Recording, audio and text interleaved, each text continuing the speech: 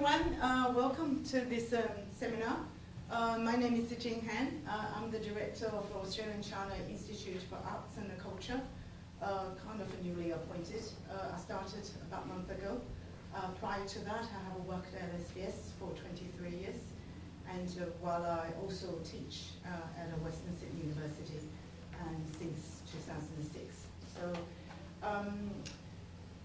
we are very pleased to have this seminar because for all the interesting topics that is related to arts and culture, and it's very, very much to our interest and to our heart is history, and particularly Chinese Australian history. So that is our key area that this institute is devoted time, effort, and resources. Understanding, promoting understanding between China and Australia is really most effective way is through culture and arts, and culture, obviously history is very important, especially given right now, since 2000, especially 2016 census that shows that the Chinese community now is the largest in Australia. So it is very important for us all to know about Chinese Australian history in Australia. And so we are very pleased to have Dr. Michael Williams to start the first, we're going to do series, so the first one of the series about the Chinese Australian history. And just a brief introduction of Dr. Michael Williams. Many of you will know about him. He's a historian and specializing in Chinese Australian history and has written quite a lot and did a lot of research on that. He's also founding member of Chinese Australian Historical Society, and also author of quite latest 2018 published book called Returning Home with Glory, which has just been translated into Chinese as a part of the joint translation project between ASIAC, this institute, and Beijing Foreign Studies University. And then it's a series, so 6 books in the series, and one of them is Michael's one. It's about China in Australian size. Please welcome Dr. Michael Williams. Thank you, Jen, and thank you for the opportunity to speak and be the first in what I hope will be an interesting series, and certainly a needed one on Chinese Australian history. So what I'll be doing today is not giving you a rundown of Chinese Australian history, but giving you a bit of an overview of perceptions, changing perceptions. So I've been studying Chinese Australian history now for the last 20 or 25 years, and in that time I've seen a great change in people's perception of what Chinese Australian history is. So not just more research and more knowledge, but also shifts in how it's being treated and who is interested in it. And I find this all just as interesting as the history itself. So some of my findings, some of my thoughts about this will be in this particular seminar. So what I'll be doing is doing a comparison, historical comparative, between the pre-1949 history, which is to say 19th century, early 20th century, and the post-1989 history of Chinese in Australia, particularly looking not just at the history, but the perceptions of that history as much as anything else. And the aim is to examine a number of issues. So one is the role of white guilt. The other is the impact of the perceived or actual strength of contemporary China. So changes in China, how that's affected perceptions of Australian and Chinese history. Of course, questions of identity, Chineseness, and what does it mean when we use the term Chinese Australian. And also, more particularly, the thing I'm particularly interested in is how the past is currently being used and abused to serve the needs and desires of the present. So history is always a movable feast. It's always about, very often it's about how people want to see the present as much as it is about the past. So to begin, I'll begin not in the beginning or the end, but in the middle. The middle being 1901, when Australia officially introduced its White Australia policy, or more particularly the Immigration Restriction Act at Federation.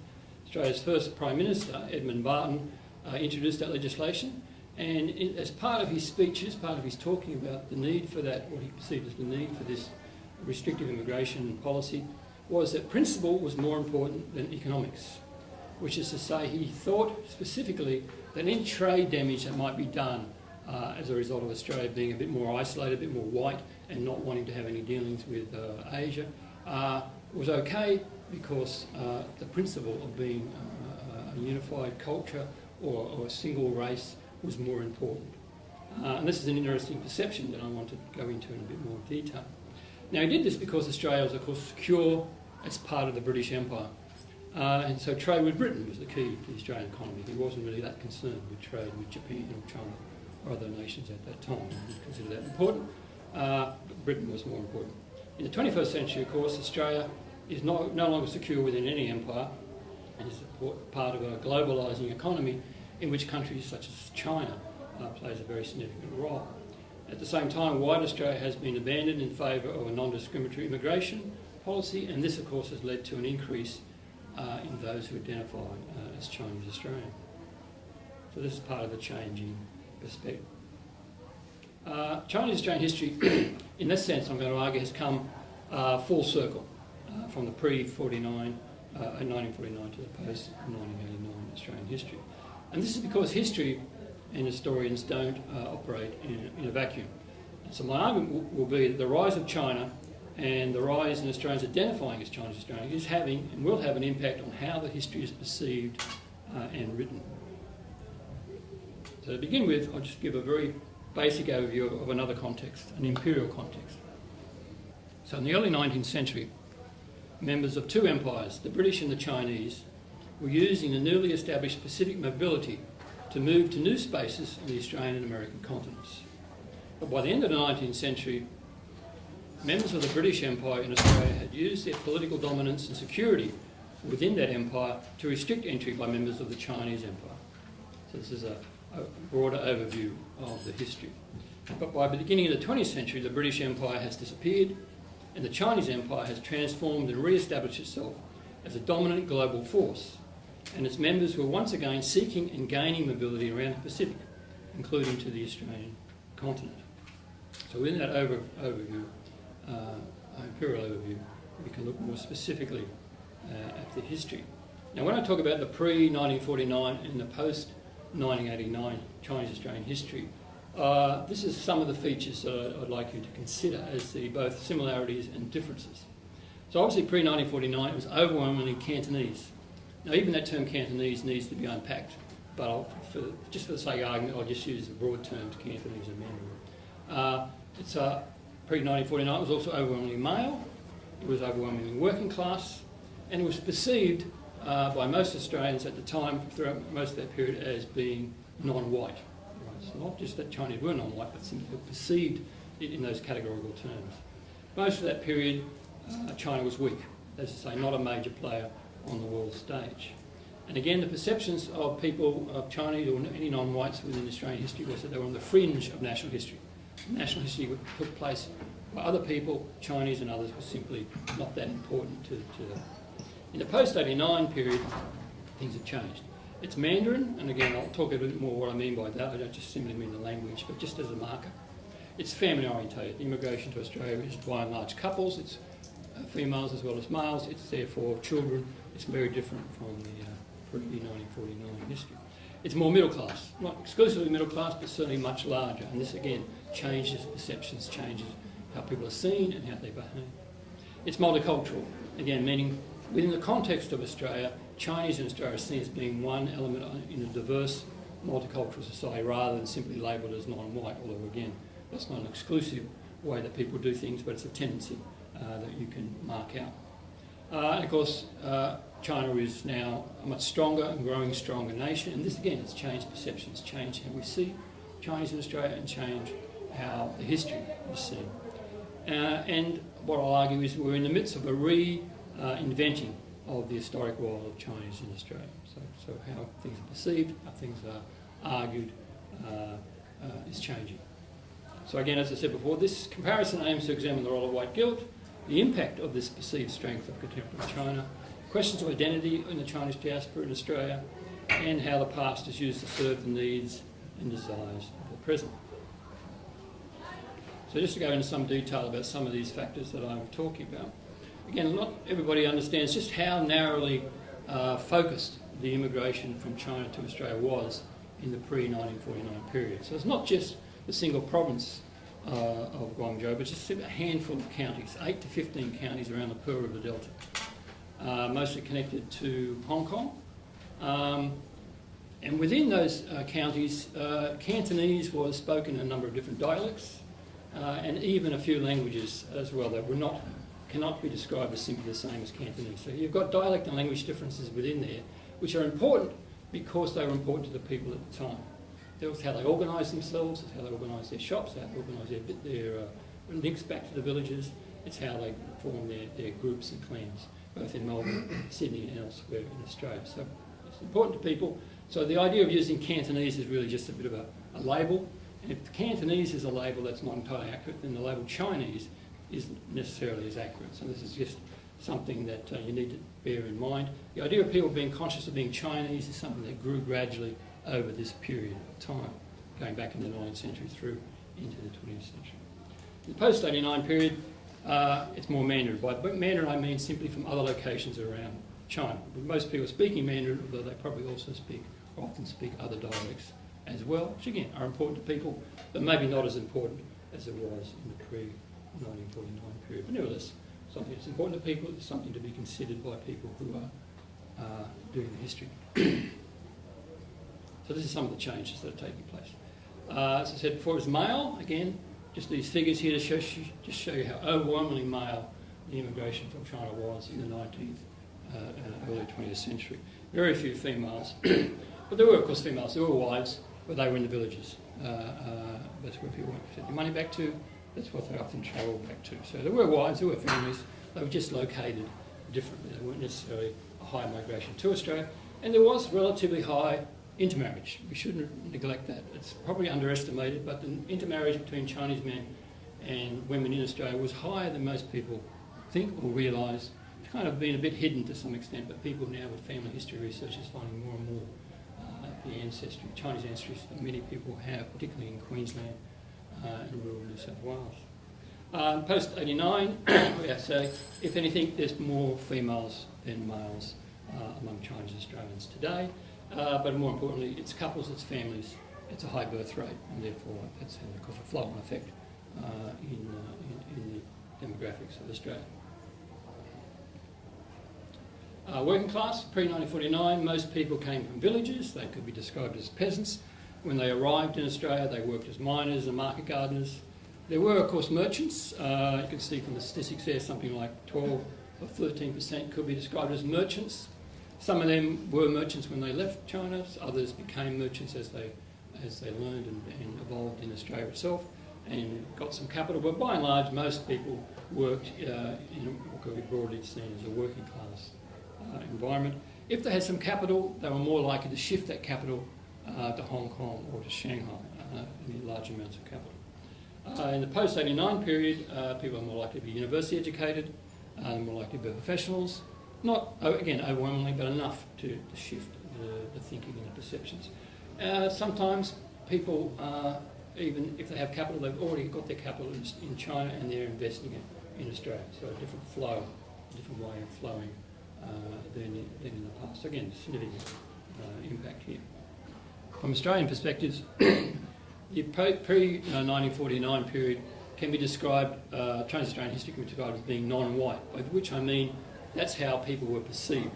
That period of history can be characterised as an increasing series of restrictions. 1855, 1861, the first restrictions in Victoria and New South Wales. They were ramped up again in 1881 and 1888.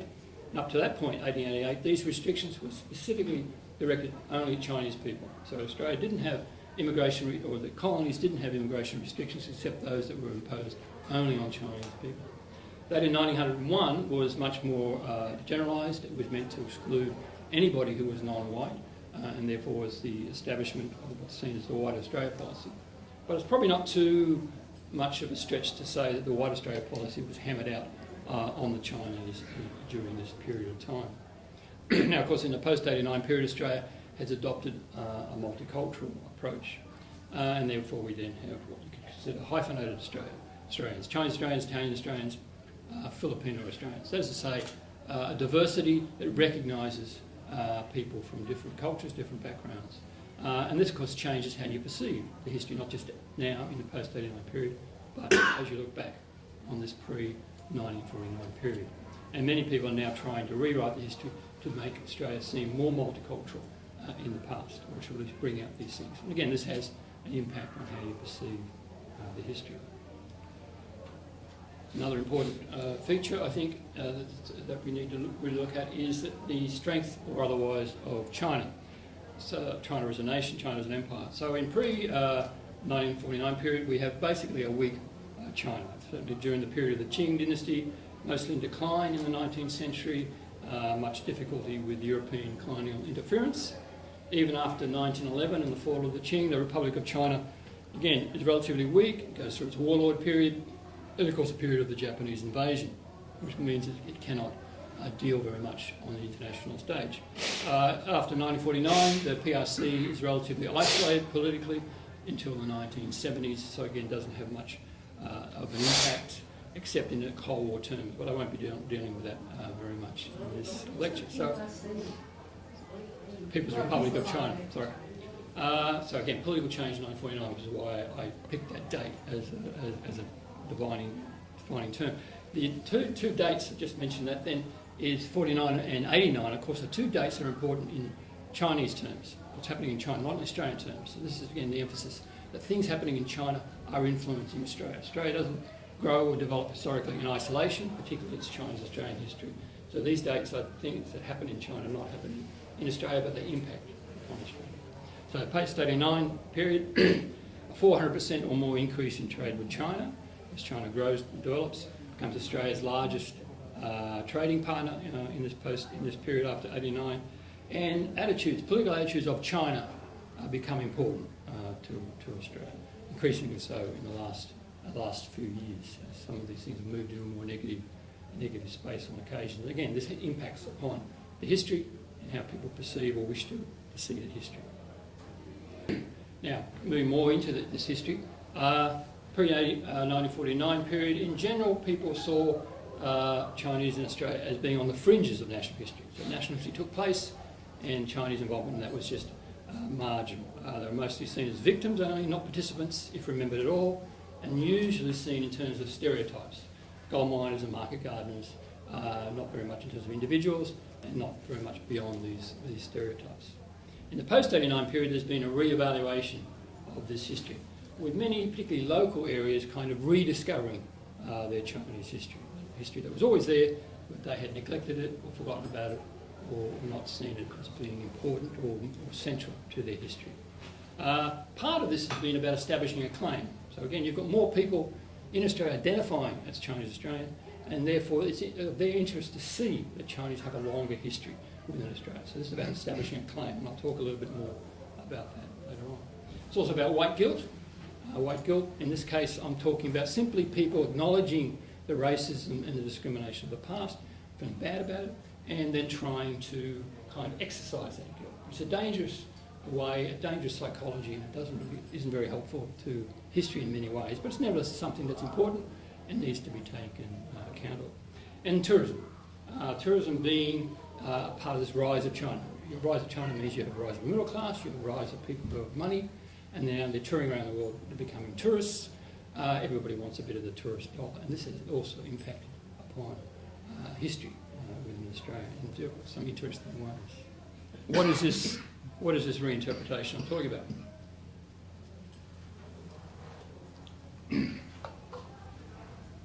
So the new Australian historiography, by which I mean the academic historiography, not popular history, but people actually doing professional research in history, doing it in depth, has by and large managed to show a greater impact of Chinese on Australia in the 19th and early 20th century, far greater, more integrated than the popular histories of that. By popular histories, I mean the general mainstream histories of Australia, or perhaps the more popular ones that in the bookstores and so forth, the ones that tend to deal more in stereotypes in depth. They've shown, for example, the importance of shopkeepers in the rural towns, whole families, Chinese Australian families that ran networks of shops in these rural towns and were very important to the economies of these towns right through the late 19th into the early 20th century. Another has been the effort to find Chinese Anzacs. Anzacs being, of course, a kind of hardcore Australian history, so the more you can find someone with Chinese ancestry with Anzac, you're embedding Chinese Australia within the hardcore of Australia.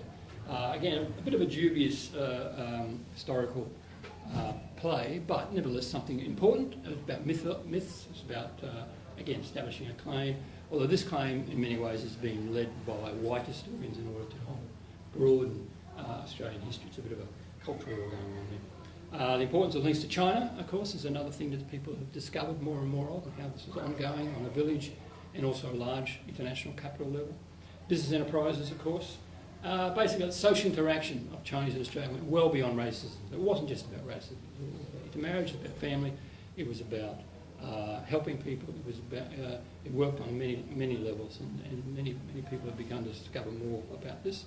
And even on a cultural level, Chinese opera, for example, ran in Australia from the Goldfields period in Victoria right through the beginning of the 20th century. Something that, by and large, seems to have been completely forgotten. But right here in Sydney, there was quite regular Chinese operas going down in Castlereagh Street at the end of the 19th, early 20th century, before fading out.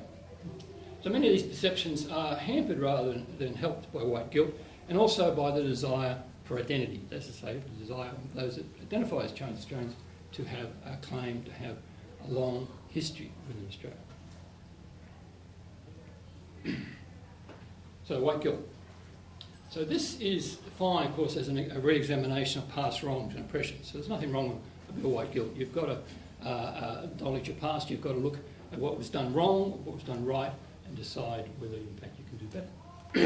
But very often it leads to exaggerations. It leads to a focus just on the most violent aspects or the most racist parts of history, and the tend to exclusion of other aspects. It often leads to exaggerations because this is a good story. I mean, violence, the newspapers, journalists, these often use these things. So I like a good story. A few lynchings here and there, a few murders. That makes for a better history than simply the more nuanced history that an academic might want to write. It's also partly driven by a need to keep up with the Americans. The Americans have a very violent racial history, we all know that. And so often people think, oh, Australian history perhaps is too quiet, a bit too peaceful in comparison. And so, you've got to think, oh, they were lynching people over in America, it must have happened here in Australia as well. So there's a little bit of an element of that goes on with this idea of trying to make the history as racist as possible. Which is not saying I'm going to deny there's lots of racism in Australia, plenty of it. It simply wasn't necessarily quite on the standard of the Americans. So the danger, of course, is that this can lead to a perpetual victim states. That Chinese or other minorities are simply seen as perpetual victims all the time because of the need for the white guilt to simply kind of exercise what they did. It keeps the whites at the centre of the stage and doesn't allow other people a voice. So these are the dangers I'm saying. Obviously there's a danger of denying racism on the other side. We certainly don't want to do that, but you don't want to overemphasise the racism to the exclusion of other relations, other ways of interacting. Because it can limit the understanding, it limits nuance, it limits some of the contradictions. There are always contradictions. Arthur Cornwall is often seen, for example, as one of the most racist immigration ministers, very anti-Chinese. He always went down to Chinatown, always had Chinese friends, spoke a bit of Cantonese himself, had quite a lot of my friends in the Chinese community. It's a contradiction. Yes, people are contradictions. Arthur Cornwall was contradictory. Everybody's contradictory. So, some of this idea of white guilt, of course, is about making the past worse in order to make you feel better about the present. And I think that's, again, a dodgy claim. I mean, the present isn't as good as we think it is, and you don't make it better by simply making the past worse. In fact, you make it harder to understand the present if you deny some of the contradictions and some of the good things that happened in the past, some of the struggles that people had. Of course, it's the same struggles as we have today. There's also, so we're talking here mostly about white guilt, but the Chinese parallel in this. As I say again, Chinese Australians will often also emphasise the racism of the past for similar kinds of reasons. The idea being that then you can say, oh, how pioneers, how ancestors went through this terrible field of fire. Now, well, we're better. We're doing better. So it's, again, it's a comparison to make yourself feel better about the present. And that's fine, and it's true enough in various ways, but it also helps you to obscure things. Obscures sometimes more than it eliminates. It's perception, and I'm not saying one way is right, one way is wrong, but I think it's good to be aware of a range of things. Now, the strength of China. So mainly, this is in the recent contemporary times, has been mostly perceived in terms of economic terms. A rise of trade and the rise of tourism, again another aspect of that economic increase. So this has increased respect Having a lot of money, people respect people with lots of money. Chinese have lots of money, you must respect them more. Their culture must be better than we thought because they've got lots of money. This is a kind of very modern capitalistic way of looking at things. Very superficial. Unfortunately, it's also very true. So there has been an increased respect for things Chinese, and that's good, and that's flowed onto a range of things well beyond economics. It's led to people wanting to acknowledge past wrongs, but it means that they often want those wrongs to be firmly in the past and to ignore any wrongs that might be happening today. It kind of emphasises the idea that everyone's equal now because we've all got money. There's nothing that needs to be changed except, of course, a bit more economic activity going on here and a bit more money. Some of the, just to give an example of how this plays out on the historical level, Tasmania has rediscovered its Chinese past at some point. So Tasmania actually did have small Chinese communities in northeastern Australia at the end of the 19th century. They were tin mines in northeastern Australia, fairly isolated areas, but Chinese miners came down from Victoria, went into Tasmania, lived there for quite a number of years. About 5 villages were there that were fairly almost exclusively Chinese. They had their own temples. They lasted for a couple of generations, and then they faded out as the tin faded out, and people returned to Victoria or back to China. And that was pretty well forgotten in Tasmanian history until Chinese tourists started turning up. How do you attract Chinese tourists? Well, one way is you say, well, you emphasise that there was some Chinese history here. And so they developed this Trail of the Tin Dragon. Quite a lovely little tour. It winds its way through some very nice places, has these little memorials and markers, and talks about the Chinese history. And that's just one example of how local areas have begun to rediscover their Chinese past and linked it very clearly to tourism and the need to increase and attract Chinese tourists. Orange in New South Wales has done a similar thing, did a very interesting historical analysis done by Barry McGowan, a very good one, and set up a display in the regional museum about the Chinese in their history. Previously they had neglected it and not really been very aware of what was going on. Now, Sydney, of course, has done a similar thing. There was an exhibition in Sydney, the Museum of Sydney in 2015 called the Celestial City Exhibition. It was a terrible exhibition in that it was almost totally a white guilt type exhibition. It just simply emphasised racism. It really centred the white people as being the most important thing in Chinese history. And it was kind of meant to say how terrible whites were. But by and large, it didn't give you much of an idea of the history. Now, Barry O'Farrell, the Premier at the time, opened the exhibition. And in it, he declared that this exhibition, this kind of exhibition, was important precisely because it helped to exercise ghosts of the past that would smooth the way for greater trade in the future. So he very clearly stated this kind of economic imperative. Basically, you acknowledge all these crimes in the past, then you can forget about them, and then you can move on and have lots of trade. So again, I think a very superficial view, but he's just a politician. A Premier, I don't blame him personally, he just said it very clearly. I do blame the museum, and I was quite annoyed with them at the time. So, another aspect is questions of identity. Of course, this is something I could go into a lot of detail, but I'll just mention it in passing, just to make this idea of Chineseness. Of course, the English has only the one word Chinese, and that causes a lot of difficulties. We're talking about Chinese nationals, but we're also talking about people who are national China, or the state, the PRC.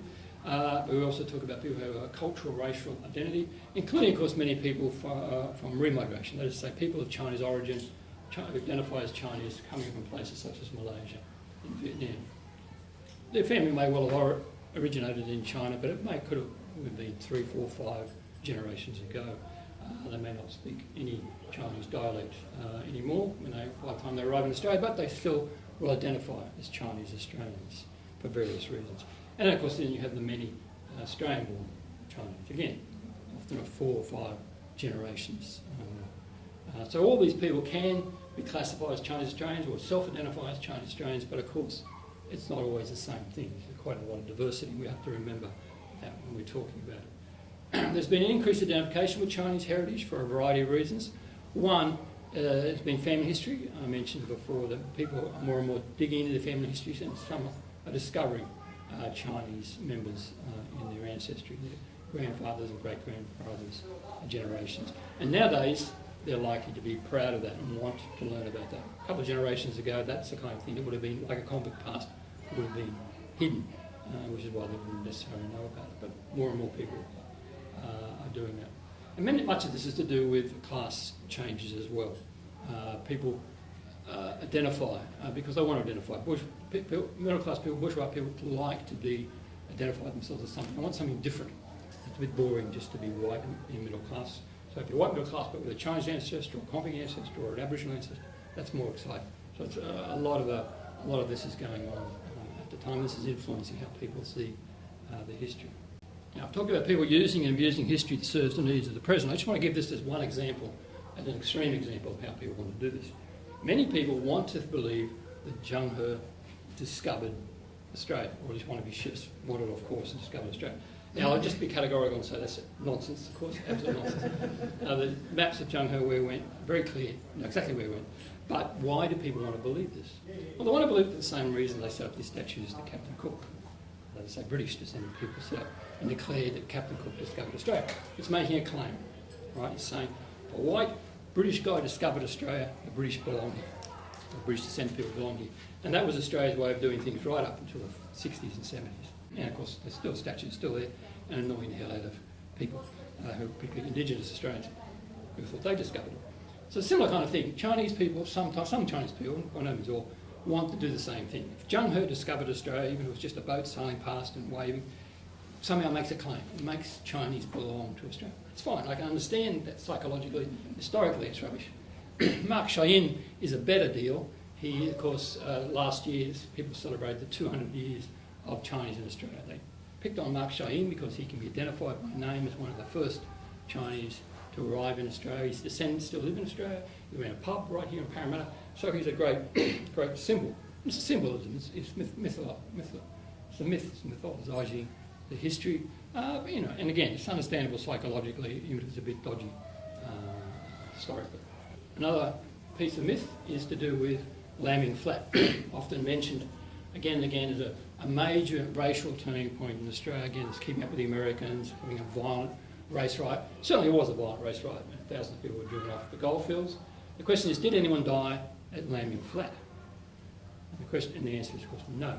Or if anyone did die, it was one white miner shot by a policeman. But nevertheless, like many people, they will believe that many people did die. This memorial here, the one in the top, is at Brookwood Cemetery at the moment, which was set up a few years ago by a Chinese community group. Originally, the memorial was going to say, a memorial to those who died at Lambing Flat, until it was pointed out to them that nobody died at Lambing Flat. So they changed it to say, a memorial to those who might have died. So they weren't going to, they compromised a little bit.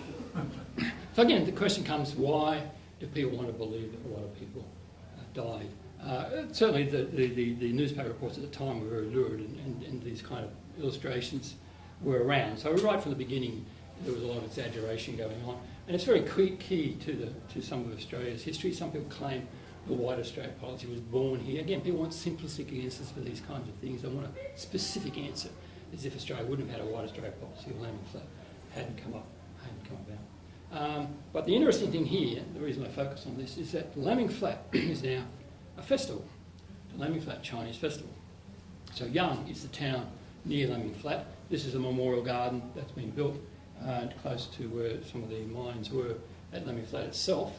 And Lambing Flat, in order to attract tourists, particularly Chinese tourists, has developed its own festival. So it's managed to square the circle by actually having a kind of a happy tourist festival that attracts Chinese tourists, based really, its only claim to fame, its only claim to links with China is having a race riot that drove Chinese miners off the goldfields. And they managed to do this fairly successfully. It's a fairly popular festival. And I won't go into the details how they do it. There's a few controversies going on there, but by and large they've managed to do it because people, will use history for a variety of purposes, and really it doesn't matter what the reality may or may not be.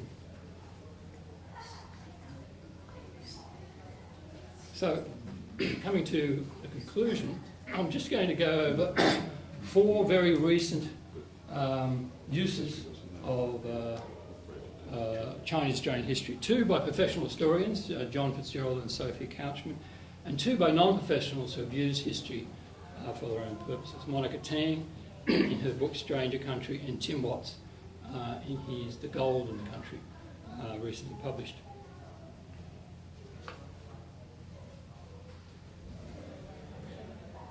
Now, Tim Watts, let's start with Tim Watts. He's a Labor politician who wrote a book. He's a descendant of white settlers. And in this, he uses the history to kind of give a background to what he sees as the future of Australia in terms of multiculturalism. So what he's done a fairly standard look at Australia's racist past, tinged with the white guilt argument that I've been talking about, but with a more positive spin because he's very keen, as a politician, he's very keen to kind of be a leader for the future. And his claim to links to China is that he's married to a Hong Kong-born woman and his children, therefore, are mixed Asian Australians. And he's worried about their future. No, that's fair enough. He's done what a lot of popularisers do. He's read, somehow, when people do their historical research, they seem to be incapable of looking at anything that's less than 20 years old. So his history's okay, there's nothing particularly wrong with it, but there's nothing there that looks at anything that was written in the last 20 years. He did speak to Stephen Fitzgerald, he did speak to Erin Chen, but a few people directly, but by and large it's old history. But not necessarily wrong for that, but it's a bit outdated. but it served his purposes, which was to kind of, again, talk about the racist past of Australia, so that he can then talk in terms of what he hopes will be a multicultural future for Australia. So he's using it for his own purposes.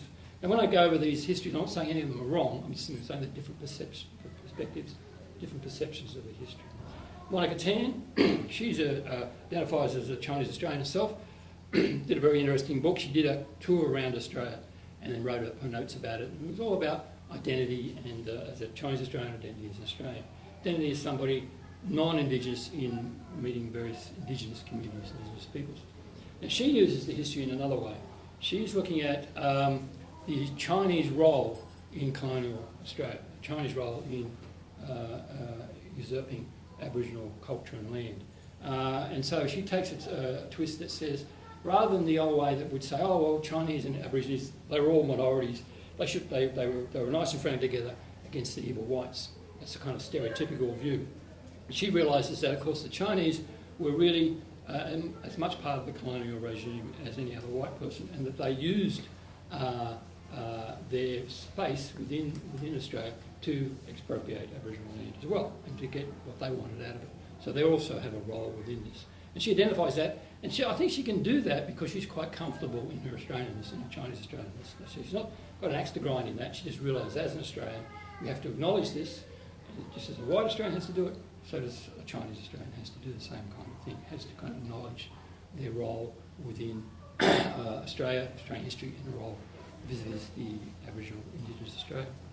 Now, the two professional historians have taken two different lines. Now, John Fitzgerald at the moment is very concerned about China and China's role in Australia. And so what he's written here in China's Century of Humiliation and Australian Chinese History is he's highlighting the danger of Chinese influence on Australian history, as I say, using it for their own purposes. And so when he's talking about the Century of Humiliation, he's talking about the Communist Party's standard line, which says that only the Communist Party can protect China from the Century of Humiliation, a century where the colonial powers and weak China was a victim, and that included the overseas Chinese. They weren't able to be protected because China was weak. If China is strong, then it can protect the overseas Chinese.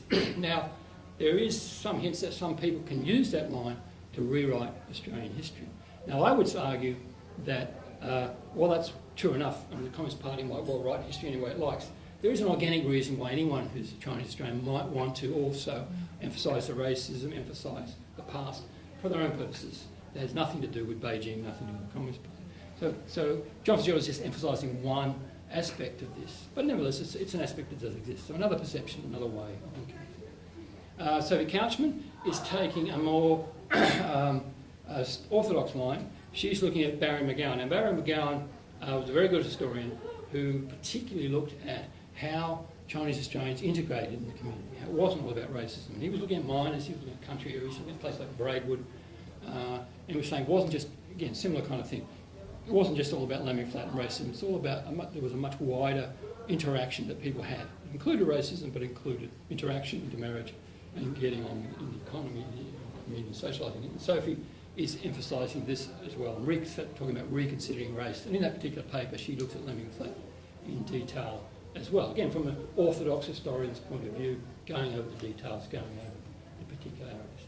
So you can see from these four books how diverse perceptions of Chinese Australian history can be and are being. These are just four random examples I picked up from very recent publications. There's a lot more going on, and there's a lot more that will go on in the future.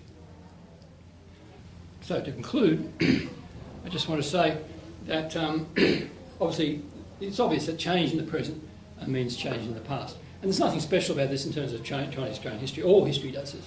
Americans do this, Donald Trump tries to do this, Scott Morrison tries to do this, Howard certainly tried to do that, Prime Minister Howard in the past tried to do this, to rewrite history for their own purposes in the present. This is just standard use of history, and it annoys the hell out of historians, but it's just part of the professional milieu that you work in.